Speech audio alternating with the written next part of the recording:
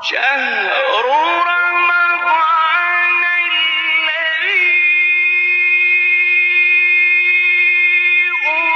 أنزل فيه القرآن هدى للناس وبينات من الهدى والفرقان.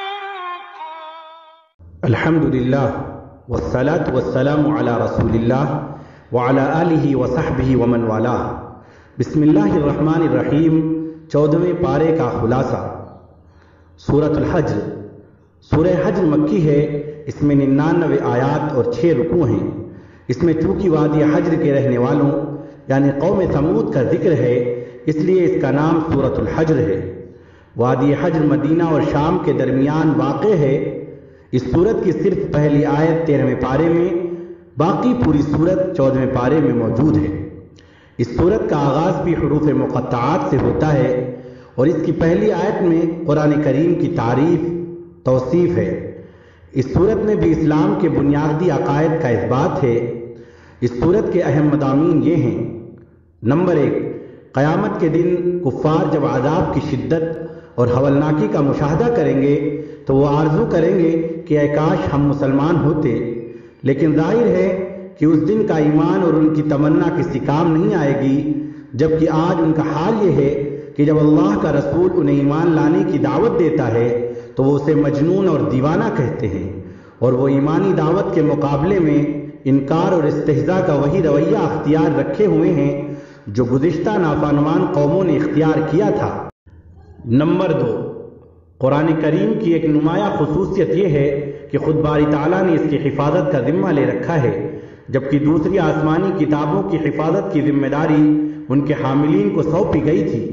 یہی وجہ ہے کہ دوسری آسمانی کتابیں انسانی خرد برد سے محفوظ نہ رہ سکیں، جبکہ قرآن 14 صدی گزر جانے کے باوجود ہر طرح کے تغیر و تبدل اور کمی بیشی سے پاک اور محفوظ ہے. قرآن کریم کے معجزہ ہونے کے پہلوؤں میں سے ایک اہم پہلو اس کا محفوظ ہونا بھی ہے، اور اسے محفوظ رکھنے کے لیے اللہ تعالیٰ نے اس کو حفظ کرنا آسان فرما دیا ہے. دنیا کا کوئی خطہ ایسا نہیں جہاں قرآن کریم کے حافظ نہ پائے جاتے ہوں. چھوٹے چھوٹے معصوم بچے جو اپنی مادری زبان میں چند صفحے کا رسالہ یاد نہیں کر سکتے، وہ اتنی بڑی کتاب اپنے سینے میں محفوظ کر لیتے ہیں. نمبر 3، اس سورت کی متعدد آیات میں اللہ تعالیٰ کی قدرت اور وحدانیت کے دلائل ذکر کیے گئے ہیں جو چیخ چیخ کر اپنے خالق کے وجود اور اس کی عظمت کی گواہی دے رہے ہیں. فرمایا گیا، ہم ہی نے آسمان میں برج بنائے اور دیکھنے والوں کے لیے اس کو سجا دیا. آیت نمبر 16. 2 آیتوں کے بعد ارشاد ہوتا ہے، اور زمین کو بھی ہم نے پھیلا دیا اور اس پر پہاڑ بنا کر رکھ دیے اور اس میں ہم ہر مناسب چیز اگاتے ہیں. آیت نمبر 19.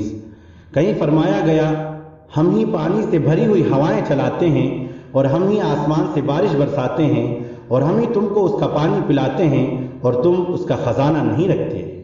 آیت نمبر 22. یہ ہوائیں ہزاروں ٹن پانی اپنے کندھوں پر اٹھائے پھرتی ہیں، پھر جہاں اللہ تعالیٰ کا حکم ہوتا ہے اسے برسا دیتی ہیں. یہ ہوائیں ہیں جو درختوں کو باراور یعنی پھلدار بناتی ہیں. یہ وہی کام سر انجام دیتی ہیں جو نر حیوان مادہ کے لیے سر انجام دیتا ہے. ان ہواؤں میں نر اور مادہ کے اعضاء اور اثرات ہوتے ہیں جو کہ وہ ایک درخت سے دوسرے درخت کی طرف منتقل کرتی چلی جاتی ہیں. نمبر 4، توحید اور قدرت کے تکوینی دلائل ذکر کرنے کے بعد انسان کی تخلیق کی ابتدا کا قصہ بیان کیا گیا ہے، جو کہ اس دنیا کے پہلے انسان ابو البشر حضرت آدم علیہ السلام کی پیدائش کی صورت میں سامنے آیا. آپ کی پیدائش یقیناً ربانی قدرت کے مظاہر میں سے ایک مظہر تھی، کیونکہ بے جان مٹی سے ایک ایسی شخصیت پیدا کر دینا جسے حرکت کرنے، اٹھنے بیٹھنے، چلنے پھرنے، سوچنے سمجھنے، عناصر کو مسخر کرنے اور امکانات کی دنیا میں آگے بڑھنے کی قدرت حاصل ہے، یقیناً اللہ کے قادر اور حکیم ہونے کی بہت بڑی دلیل ہے. حضرت آدم علیہ السلام کا قصہ ایک فرد کا نہیں بلکہ پوری انسانیت کا قصہ ہے. اس وقت اللہ تعالیٰ نے آدم کو اپنے ہاتھوں سے پیدا کیا، اس میں اپنی روح پھونکی، فرشتوں کو ان کے سامنے سجدہ کرنے کا حکم دیا تو ابلیس کے سوا سب نے سجدہ کر دیا. اہل علم کے نزدیک راجح اور صحیح قول یہ ہے کہ ابلیس فرشتہ نہیں بلکہ جن تھا، البتہ فرشتوں کے درمیان رہتا تھا۔ سجدے سے انکار کی وجہ سے اسے آسمانوں سے نکال دیا گیا اور وہ ابدی لعنت کا مستحق ٹھہرا۔ اس نے حضرت آدم علیہ السلام سے انتقام لینے کے لیے قیامت کے دن تک کی زندگی کی مہلت مانگی اور یہ مہلت اسے دے دی گئی۔ یہ مہلت اس نے اولاد آدم کو گمراہ کرنے کے لیے مانگی تھی اور اپنے اس مقصد کا اس نے کسی لگی لپٹی کے بغیر اظہار کر دیا تھا۔ اس نے کہا تھا، پروردگار، جیسے تو نے مجھے گمراہ کیا ہے، میں لوگوں کے لیے گمراہی کا راستہ کروں گا اور سب کو بہکا دوں گا۔ آیت نمبر 39۔ اسے کہہ دیا گیا، تم سے جو کچھ ہو سکتا ہے کر لو، جو میرے بندے ہیں ان پر تمہارا کوئی داؤ نہیں چلے گا، البتہ جو ابدی شقی اور فطرت کے خبیث ہیں وہ تمہاری اتباع کریں گے اور ان کے لیے میں نے جہنم تیار کر رکھی ہے، جس کے 7 دروازے ہیں اور ہر ایک دروازے کے لیے ان میں سے جماعتیں تقسیم کر دی گئی ہیں۔ آیت نمبر 44۔ چونکہ قرآن کریم کا انداز یہ ہے کہ وہ ترہیب کے ساتھ ترغیب اور دوزخ کے ساتھ جنت کا بھی تذکرہ کرتا ہے، اس لیے شیطان کی اتباع کرنے والوں کا تذکرہ کرنے کے بعد ان سعادت مندوں کا تذکرہ کیا گیا ہے جو امن اور سلامتی کی جگہ یعنی جنت میں ہوں گے اور وہاں انہیں نہ تھکاوٹ ہوگی نہ کوئی تکلیف اور پریشانی، ان کے سینے ایک دوسرے کے بارے میں صاف ہوں گے۔ نمبر 5، جنت کا ذکر کرنے کے بعد سورہ حجر بندوں پر اللہ تعالیٰ کے فضل و احسان اور رحمت کا ذکر کرتی ہے۔ بندہ کتنا ہی گنہگار کیوں نہ ہو، اسے اللہ تعالیٰ کی رحمت سے مایوس نہ ہونا چاہیے، کیونکہ اللہ تعالیٰ سارے گناہوں کو معاف کر سکتا ہے اور اس کی رحمت اس کے غضب پر غالب ہے۔ ارشاد ہوتا ہے، اے پیغمبر، میرے بندوں کو بتا دیجئے کہ میں بڑا بخشنے والا اور مہربان ہوں اور یہ کہ میرا عذاب دردناک ہے۔ نمبر 6، اللہ کی رحمت اور فضل و احسان کے بعد حضرت ابراہیم خلیل علیہ السلام کے مہمانوں کا تذکرہ ہے جو انسانی شکل میں نورانی فرشتے تھے، اور آپ کو بیٹے کی خوشخبری سن کر خوشی بھی ہوئی اور تعجب بھی ہوا۔ آپ نے فرشتوں کے سامنے تعجب کا اظہار کیا تو انہوں نے کہا کہ ہم آپ کو سچی خوشخبری سنا رہے ہیں، بس آپ مایوس نہ ہوں۔ آپ نے جواب میں فرمایا، میں اللہ کی رحمت سے کیوں مایوس ہونے لگا؟ اللہ کی رحمت سے مایوس ہونا تو صرف گمراہوں کا کام ہے۔ نمبر 7، فرشتے حضرت ابراہیم علیہ السلام کو خوشخبری سنا کر حضرت لوط علیہ السلام کی خدمت میں حاضر ہوئے اور ان سے درخواست کی کہ آپ اپنے گھر والوں کے ساتھ لے کر رات ہی کو اس بستی سے نکل جائیں، کیونکہ آپ کی بستی والے گناہوں کی سرکشی میں اتنے آگے نکل گئے ہیں کہ اللہ تعالیٰ نے ان کے ناپاک وجود سے زمین کو پاک کرنے کا فیصلہ کر لیا ہے۔ چنانچہ ایسا ہی ہوا۔ ارشاد باری تعالیٰ ہے، سو ان کو سورج نکلتے نکلتے چنگھاڑ نے آ پکڑا اور ہم نے اس شہر کو الٹ کر نیچے کا اوپر کر دیا، ان پر کنکری پتھریاں اور پتھر برسا دیے۔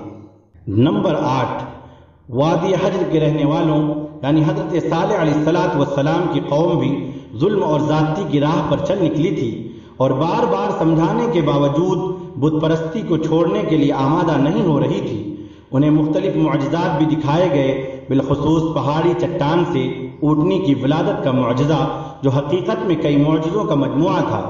اونٹنی کا چٹان سے برآمد ہونا، اس کا ولادت کے قریب ہونا، اس کی جسامت کا غیر معمولی اور بڑا ہونا، اس سے بہت زیادہ دودھ کا حاصل ہونا، لیکن ان بدبختوں نے اس معجزے کی کوئی قدر نہ کی، بجائے اس کے کہ وہ اسے دیکھ کر ایمان قبول کر لیتے، انہوں نے اس اونٹنی کو ہلاک کر دیا۔ چنانچہ وادی حجر والے بھی عذاب کی لپیٹ میں آ کر رہے۔ سورہ حجر کے آخری رکوع میں نعمت قرآن کریم کا ذکر ہے کہ جسے یہ نعمت حاصل ہو جائے اسے مالداروں کی طرف نظر اٹھا کر بھی نہیں دیکھنا چاہیے، اور حضور اکرم صلی اللہ علیہ وسلم کو حکم دیا گیا ہے کہ آپ کی طرف جو حق نازل کیا گیا ہے اسے کھول کر بیان فرما دیجیے۔ گویا گزشتہ سورت کی طرح اس سورت کی ابتدا اور اختتام بھی قرآن پاک کے ذکر پر ہوا ہے۔ سورہ نحل۔ سورہ نحل مکی ہے، اس میں 128 آیات اور 16 رکوع ہیں۔ نحل شہد کی مکھی کو کہتے ہیں، چونکہ اس سورت میں شہد کی مکھی کا ذکر آیا ہے اس لیے اس کا نام سورہ نحل ہے۔ شہد کی مکھی بھی عام مکھیوں جیسی ایک مکھی ہے، لیکن وہ حکم الہی سے ایسے حیرت انگیز کام کرتی ہے جن کے کرنے سے انسانی عقل عاجز ہے، خواہ چھتا بنانے کا عمل ہو یا آپس میں مختلف ذمہ داریوں کی تقسیم یا دور دراز واقع درختوں، باغات اور فصلوں سے قطرہ قطرہ شہد کا حصول، ان کا ہر عمل بڑا ہی عجیب ہوتا ہے۔ ان کے بنائے ہوئے چھتے میں 20 سے 30 ہزار تک خانے ہوتے ہیں۔ یہ خانے مسدس ہوتے ہیں اور آج کے کسی جدید ترین آلے سے اگر ان کی پیمائش کی جائے تو ان میں بال برابر بھی فرق نہیں ہوگا۔ پھر اس چھتے میں شہد جمع کرنے کا گودام، بچے جننے کے لیے میٹرنٹی ہوم اور فضلہ کے لیے اسٹور سب الگ الگ ہوتے ہیں۔ ہزاروں مکھیوں پر ایک ملکہ حکمرانی کرتی ہے۔ اس چھوٹی سی مملکت میں اسی کا سکہ چلتا ہے اور اسی کے حکم سے ڈیوٹیوں کی تقسیم ہوتی ہے۔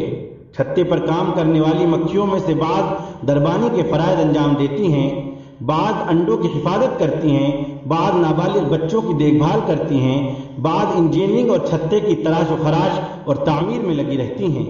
جبکہ کسی مکھی کو تلاش و جستجو کے دوران کسی جگہ پر شہد کی موجودگی کا پتہ چلتا ہے تو وہ آپس میں آ کر خاص قسم کے رقص کے ذریعے دوسری ساتھیوں کو منزل تک پہنچنے کے لیے راستے کی نشاندہی کرتی ہیں، لیکن یہ احتیاط ضرور کرتی ہیں کہ جس پھول کو وہ نچوڑ چکی ہوتی ہیں اس پر ایک خاص قسم کی نشانی چھوڑ آتی ہیں تاکہ بعد میں آنے والی کارکن کا وقت ضائع نہ ہو اور اسے خجل خراب نہ ہو۔ اگر کوئی مکھی غلطی سے گندگی پر بیٹھ جائے یا کوئی زہریلا مواد لے کر آ جائے تو چیکنگ پر مامور عملہ اسے باہر روک لیتا ہے اور اسے اس جرم کی سزا کے طور پر قتل کر دیا جاتا ہے۔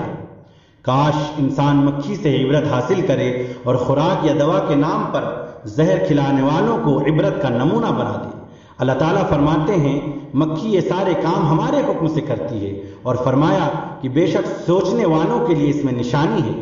اگر کوئی غیر متعصب انسان مکھی کی زندگی پر ہی غور و فکر کر لے تو اللہ تعالیٰ کے وجود اور اس کی قدرت و حکمت کو تسلیم کیے بغیر نہیں رہ سکتا ہے۔ سورہ نحل کو سورہ نعم بھی کہا جاتا ہے کیونکہ اس میں کثرت کے ساتھ اللہ تعالیٰ کی نعمتیں مذکور ہیں۔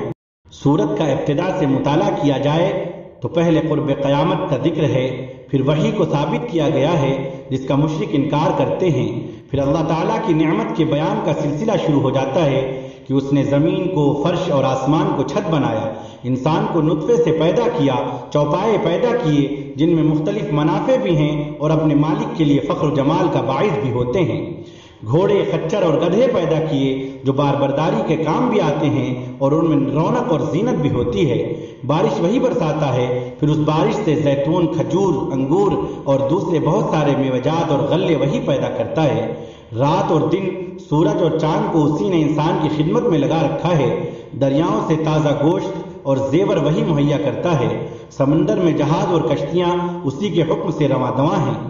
یہ اور ان جیسی دوسری نعمتیں ذکر کرنے کے بعد اللہ تعالیٰ بجا طور پر فرماتے ہیں اور اگر تم اللہ کی نعمتوں کو شمار کرنا چاہو تو شمار نہیں کر سکتے ہو، بے شک اللہ تعالیٰ بخشنے والا اور انتہائی مہربان ہے۔ جب انسان اللہ تعالیٰ کی نعمتوں کو شمار نہیں کر سکتا تو ان کا شکر کیسے ادا کر سکتا ہے؟ انسانی جسم اور اس کے مختلف اجزاء ہی کو لے لیجئے، اگر اس میں کوئی خرابی پیدا ہو جائے تو زندگی کا مزہ ختم ہو کر رہ جاتا ہے۔ انسان تمنا کرتا ہے کہ اگر دنیا کا سارا مال و متاع بھی خرچ کر کے یہ خرابی دور ہو جائے تو سودا سستا ہے۔ اگر معدے میں زخم ہو جائے یا پیشاب رک جائے یا سوء ہضم کا عارضہ مستقل طور پر لاحق ہو جائے تو نہ کھانے میں مزہ آتا ہے نہ پینے میں۔ اگر گردہ یا جگر خراب ہو جائے یا شریانیں تنگ ہو جائیں، خون کی پیداوار میں رکاوٹ ہو جائے تو ایسی تکلیف ہوتی ہے کہ انسان موت کی آرزو کرنے لگتا ہے۔ غافل انسان کو کیا خبر اس کے جسم کا نظام کیسے چلایا جا رہا ہے؟ یا اگر صرف داخلی اور بدنی نعمتوں پر ہی ایک سرسری نظر ڈال لے تو دنگ رہ جاتا ہے اور یہ اقرار کرنے پر مجبور ہو جاتا ہے کہ واقعی اس کی نعمتوں کو شمار نہیں کیا جا سکتا، خارجی نعمتوں کا تو ذکر ہی کیا ہے۔ اس صورت میں وہ جامع ترین آیت ہے جس کے بارے میں حضرت عبداللہ ابن مسعود رضی اللہ تعالیٰ عنہ فرماتے ہیں کہ قرآن کریم کی آیت خیر و شر کی سب سے زیادہ جامع ہے۔ یہ وہ آیت ہے جسے سن کر ولید بن المغیرہ جیسا دشمن اسلام بھی تعریف کرنے پر مجبور ہو گیا تھا۔ اس کی جامعیت ہی کی وجہ سے حضرت عمر ابن عبدالعزیز رحمۃ اللہ علیہ کے زمانے سے اسے ہر خطیب خطبہ جمعہ میں پڑھتا ہے۔ یہ سورہ نحل کی آیت نمبر 90 ہے۔ اس آیت میں 3 باتوں کا حکم دیا گیا ہے اور 3 باتوں سے منع کیا گیا ہے۔ عدل، احسان اور قرابت داروں کو دینے کا حکم دیا گیا ہے، اور فحشاء یعنی ہر قبیح قول و عمل، منکر ہر وہ عمل جس سے شریعت نے منع کیا ہے، اور بغی یعنی حد سے زیادہ بڑھ جانا، تجاوز کر جانا، جیسے تکبر، ظلم اور حسد وغیرہ سے منع کیا گیا ہے۔ نمبر 1، عدل کا حکم عام ہے۔ احکام اور معاملات میں بھی عدل ضروری ہے، فرائض اور واجبات میں بھی، اولاد کے ساتھ بھی، دوستوں اور دشمنوں کے ساتھ بھی، اپنے پرائے کے ساتھ بھی، اور بیویوں، خادموں اور ملازموں کے ساتھ بھی۔ نمبر 2، ہر اچھا عمل احسان ہے۔ احسان کا تعلق اللہ کے ساتھ بھی ہے، جماعت اور خاندان کے ساتھ بھی، یہاں تک کہ حیوانوں کے ساتھ بھی احسان کا حکم ہے۔ نمبر 3، یوں تو ہر مستحق کی مدد کرنی چاہیے، لیکن قرابت داروں کے ساتھ تعاون کرنے کا دوہرا اجر ملتا ہے۔ نمبر 4، ہر ایسا عمل جس کی قباحت بالکل واضح ہو وہ فحشا ہے، جیسے زنا، لواطت، شراب، جوا وغیرہ۔ نمبر 5، منکر ایسے اعمال جو شریعت کی نظر میں قبیح ہیں اور جن سے طبع سلیم نفرت کرتی ہے۔ نمبر 6، بغی یہ ہے کہ انسانوں کی عزت و حرمت اور ان کے اموال اور جانوں پر زیادتی کی جائے۔ صدق اللہ العظیم۔ السلام علیکم ورحمۃ اللہ وبرکاتہ۔